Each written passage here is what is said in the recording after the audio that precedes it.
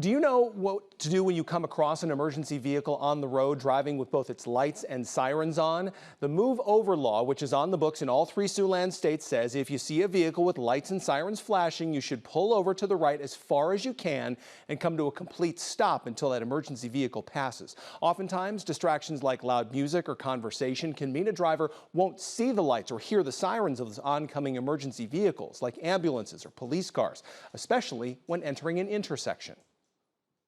But going through intersections when an emergency vehicle is going lights and sirens gets dangerous. And the emergency vehicle is going to slow down, even though they're going lights and sirens, but they're going to try to proceed with caution and quickly as possible. Now, if you fail to pull over, you could be cited by law enforcement. And if you happen to be stopped at a red light when an emergency vehicle approaches behind you, Gill says pull over as soon as it's safe to do so.